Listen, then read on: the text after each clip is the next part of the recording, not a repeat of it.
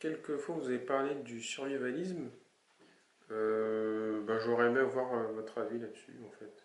Alors, en fait, bon, parce qu'en fait, il y a pas mal de gens qui disent, bon, la théorie radicale, tout ça, c'est bien gentil, mais il faut préparer un petit peu, quoi. C'est le problème, il faut préparer en amont, quoi.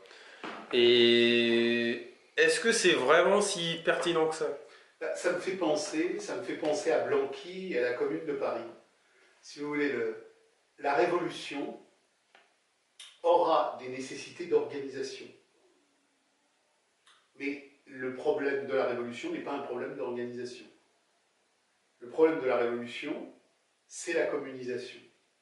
La révolution est émergence radicale d'un être générique qui abolit les catégories du capital et qui, comme en 1936-37 en Espagne, généralise des communes antimonétaires, antimercantiles, d'autoproduction nécessaire. Que le jour où ça pète et que le capital se renverse, il y ait à droite à gauche une ferme, 3 fermes, 4 fermes, avec des gens qui auront stocké des choses et qui seront déjà sur l'expression de quelque chose d'autre. C'est possible, mais c'est pas ça qui est décisif.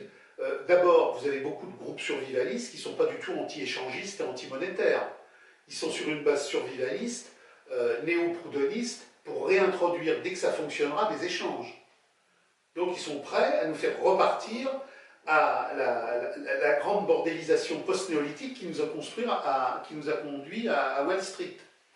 Donc le problème n'est pas là. Qu'il y ait des bases, des communautés, des groupes, des villages, oui, c'est pas indifférent et ça aura son rôle à jouer. Mais ça ne résoudra rien, parce que de toute manière, dans les grandes métropoles capitalistes comme Paris, Londres, Berlin, il y a du stock pour 2 jours. Donc de toute façon, le problème de la communisation se posera immédiatement par la mise en marche de comités urbains qui devront commencer à détruire les scléroses échangistes de l'URPS pour mettre en marche des dynamiques nouvelles d'approvisionnement, de production et de fédération. Donc, c'est pas parce qu'il y aura 50 fermes survivalistes en Champagne, 260 en Bourgogne et 450 en Bretagne que les choses seront précipitées. Elles seront, grâce à ça, améliorées localement dans le cadre des configurations étroites de leur implantation. Mais la grande émergence, c'est pas ça. La grande émergence, ce sera la problématique des grandes mégapoles à prendre et à détruire.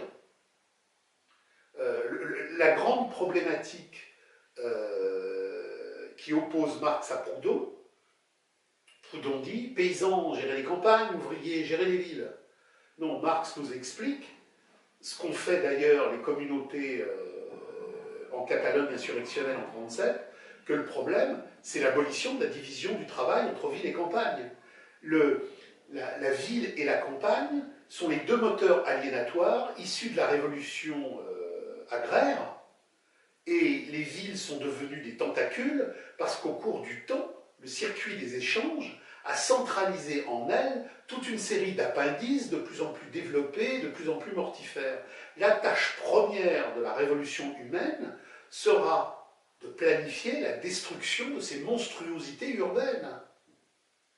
Et donc, abolition de la division du travail entre ville et campagne, abolition du travail et émergence d'une production humaine qui redéfinira la géographie du quotidien dans une perspective humaine où il y aura effectivement des fédérations de communes locales fédérées au niveau universel.